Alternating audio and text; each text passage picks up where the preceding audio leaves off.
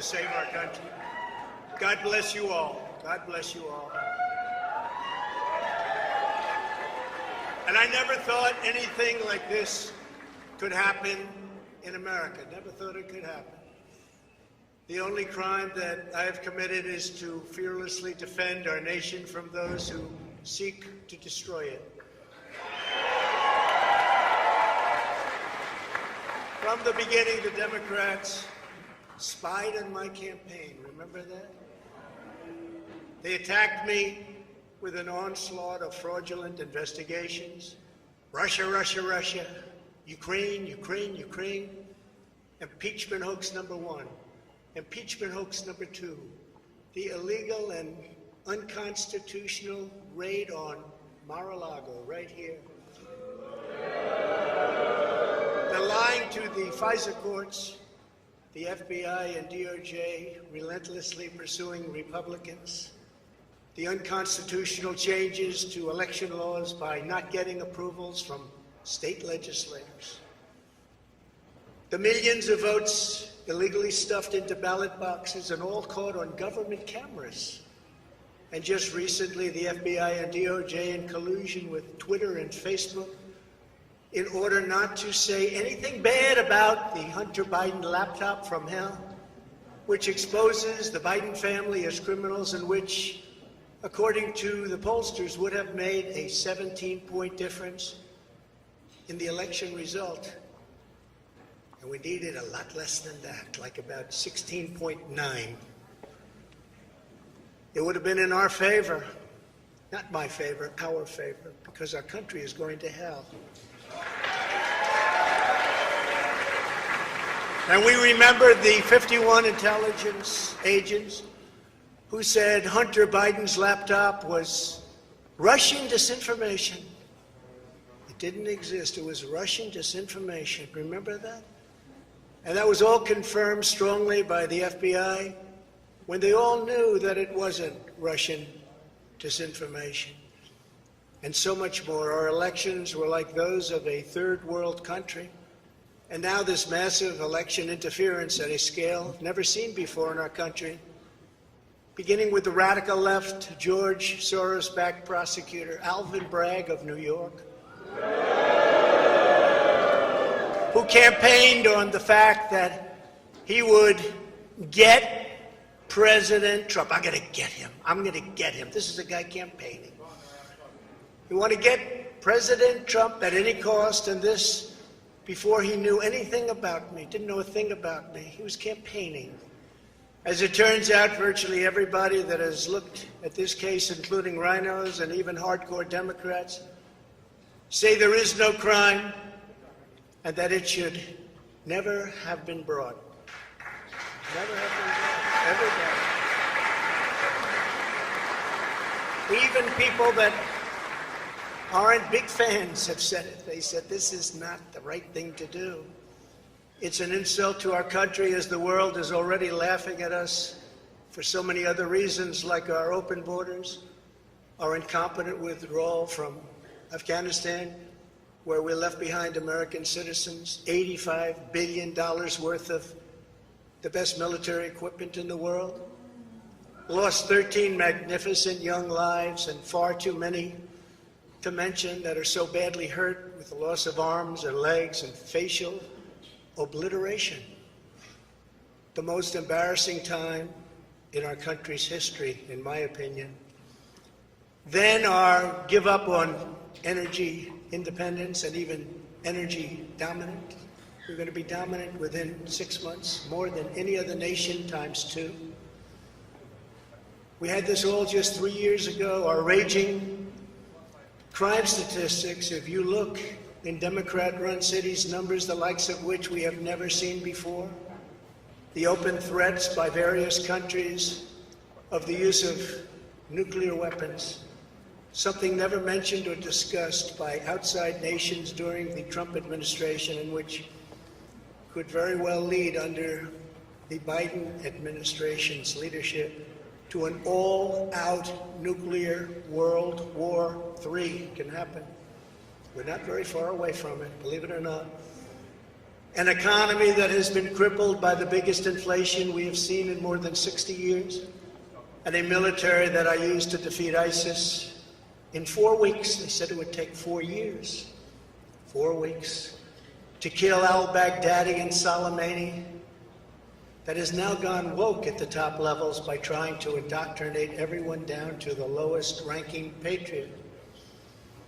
But now they have really stepped up their efforts by indicting the 45th President of the United States, who received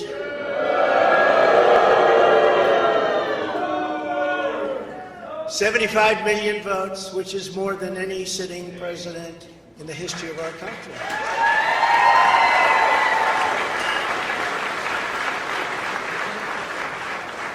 And in the wings, they've got a local racist Democrat district attorney in Atlanta who is doing everything in her power to indict me over an absolutely perfect phone call, even more perfect than the one I made with the president of Ukraine. Remember, I kept saying that's a perfect call. This one was more perfect. Nobody said, "Sir, you shouldn't say that." Many people on the phone, or hung up in disgust because of something I inappropriately said, because nothing was said wrong. In fact, at the end of the call, we agreed to continue our conversation about election fraud, and election fraud specifically in Georgia, at a later time. Many people on the phone, including lots of lawyers, nobody found anything wrong with that perfect call until a book promotion tour many months later. All of a sudden they said, "You know, I remember Trump making a call. Let's look at that." This fake case was brought only to interfere with the upcoming 2024 election, and it should be dropped immediately.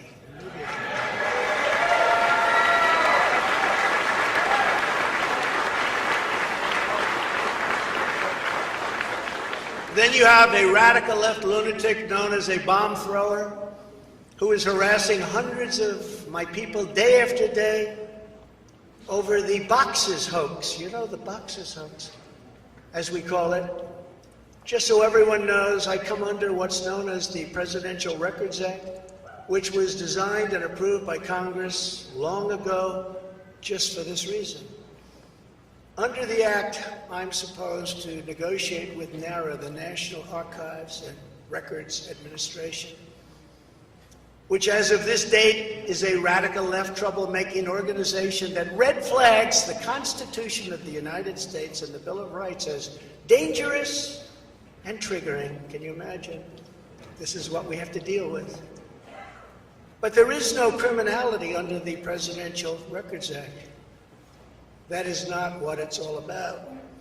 We were negotiating in very good faith, proper way, in order to return some or all of the documents that I openly and in very plain sight brought with me to Mar-a-Lago from our beautiful White House, just as virtually every other president has done in the past. When FBI and DOJ officials with NARA were here, I told my lawyer to show them the very secure storage room in which they were locked. The FBI's sole request in writing was, "Could you please put another lock on the door?" We immediately complied. It's a lot different than the Biden situation, isn't it? The next thing I know, we were raided by many gun-toting FBI agents who took whatever they wanted, including my passports and medical records. Everybody was in shock. Nobody had ever heard of such a raid before. Can't even believe it. Who would think that that could happen today? I immediately thought of the Fourth Amendment that protects against unreasonable search and seizure. But they did it anyway because our justice system has become lawless. They're using it now, in addition to everything else, to win elections. Apparently, they're not looking at me through the view of the non-criminal Presidential Records Act. They came up with a new one. This is a new one. And they're looking at me through the Espionage Act. Think of that. How does that sound? Of 1917, where the penalty is death. even though that has absolutely nothing to do with openly taking boxes of documents and mostly clothing and other things to my home, which President Obama has done, the Bushes have done, Jimmy Carter has done, Ronald Reagan has done.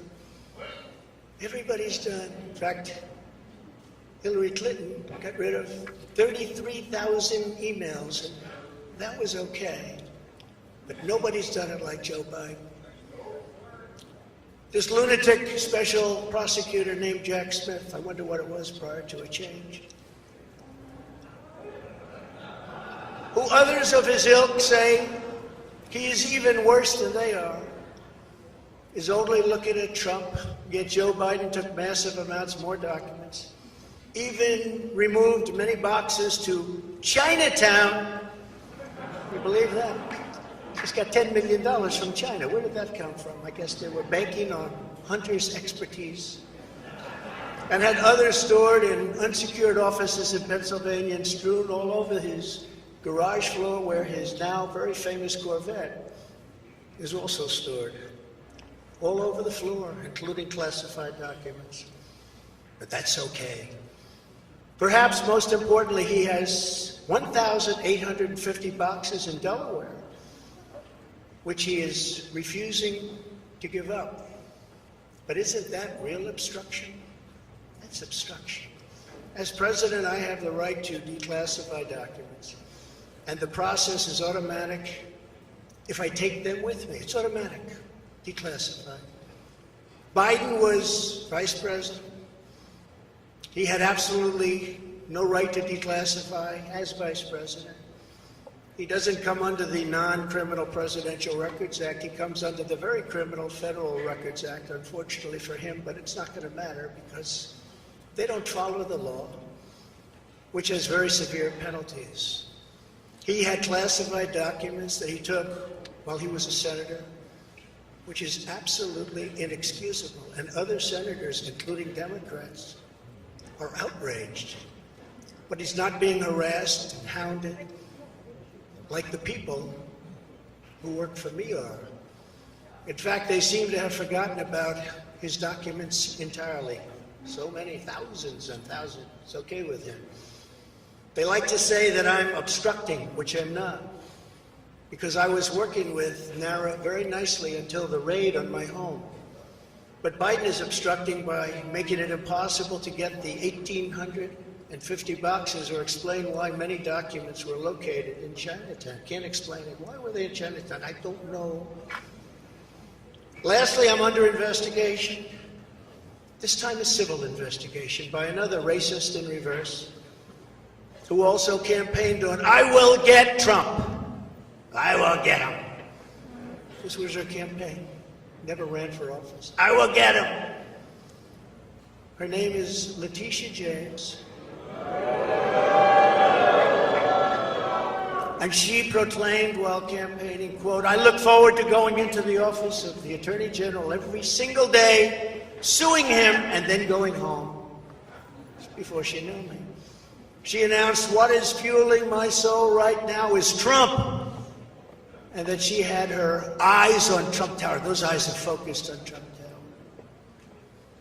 Didn't know the young lady. She even assured her supporters in an election promise that we're going to definitely sue him. We're going to be a real pain in the ass. He's going to know my name personally.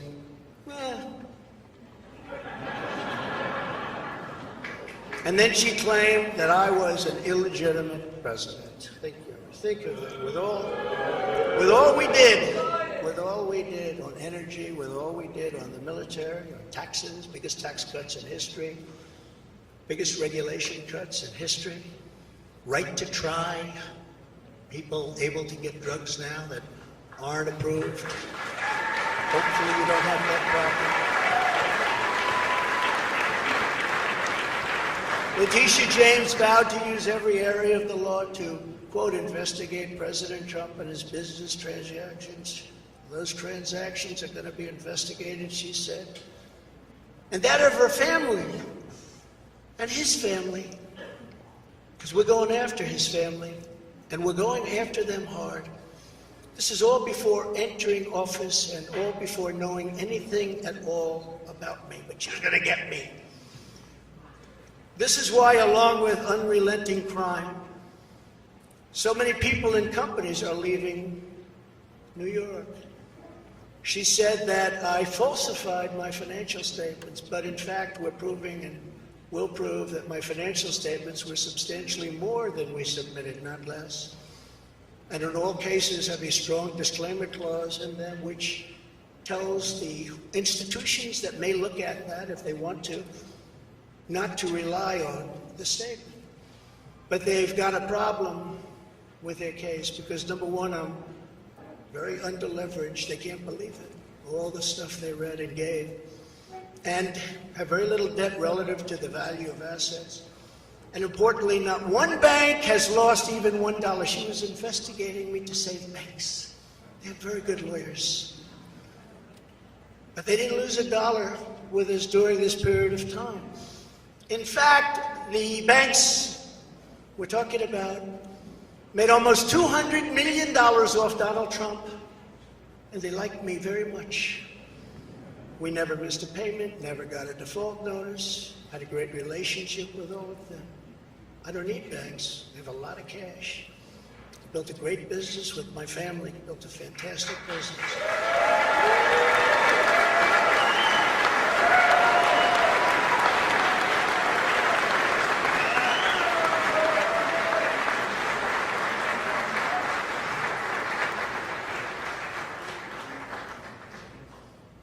I have a son here who's done a great job, and I have another son here who's done a great job.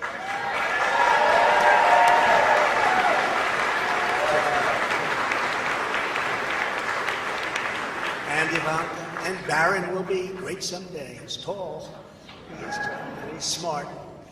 But I have a great family, and they've done a fantastic job, and we appreciate it very much. They've done well.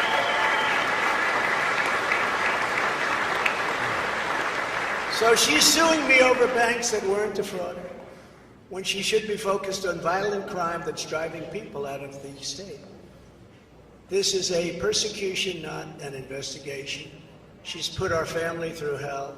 It's cost hundreds of millions of dollars to defend, but our heads are held very, very high. They want to settle the case, but I want no part of that. So here we are now. It's where we were today, in a city that was so great just 4 or 5 years ago. But now we're there, spend time there today, as you possibly read, with a local failed district attorney charging a former president of the United States for the first time in history on a basis that every single pundit and legal analyst said, there is no case, there's no case. They kept saying, there's no case.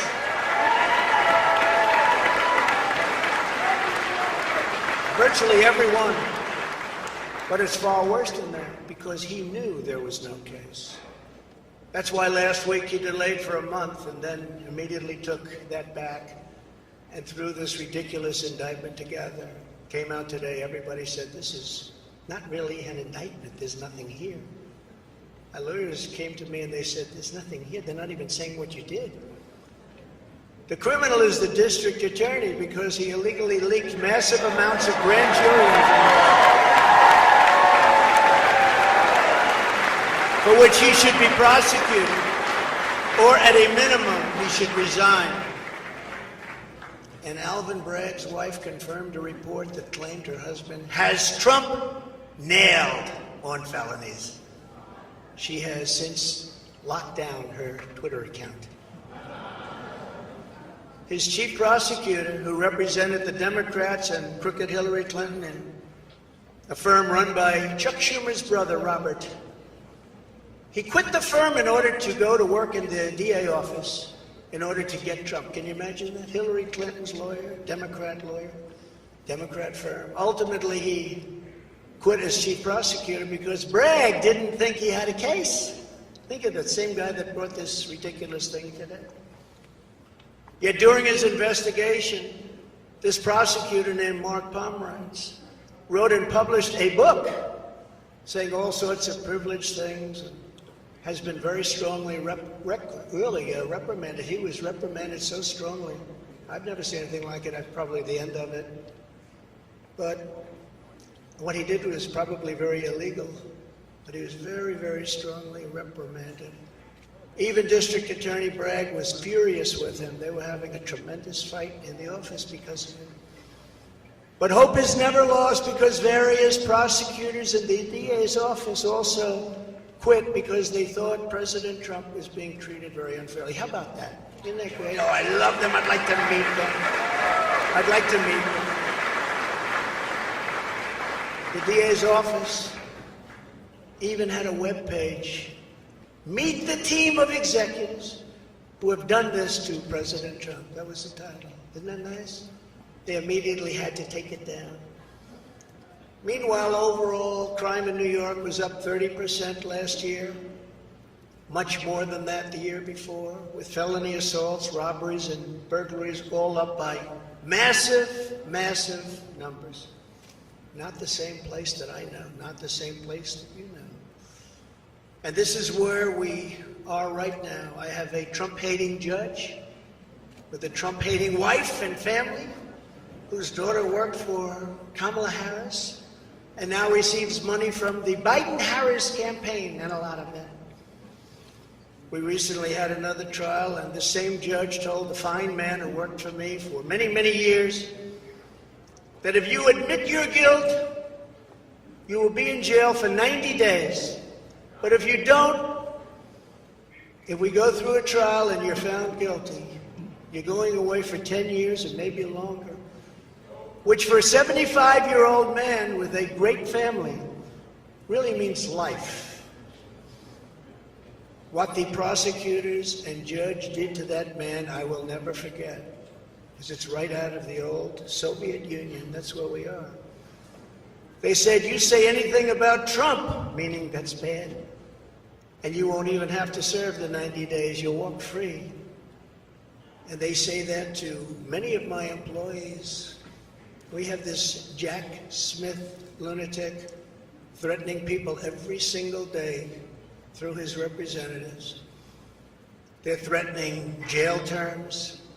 But talk about Trump and you'll go free. This is where we are as a nation. Who would have thought? They can't beat us at the ballot box, so they try and beat us through the law. That's the country in which we live, however, right now. The USA is a mess. Our economy is crashing, inflation is out of control. Russia has joined with China. Can you believe that? Saudi Arabia has joined with Iran.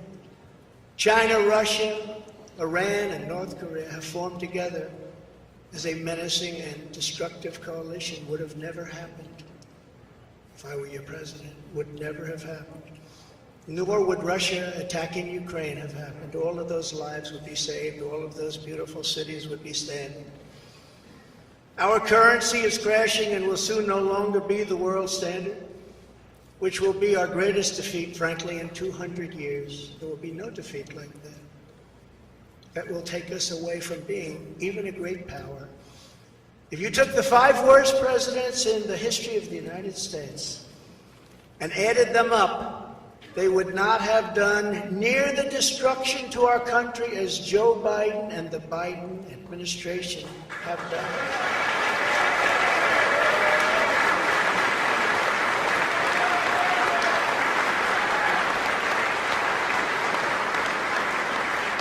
Incredibly, we are now a failing nation. We are a nation in decline. And now these radical left lunatics want to interfere with our elections by using law enforcement. We can't let that happen.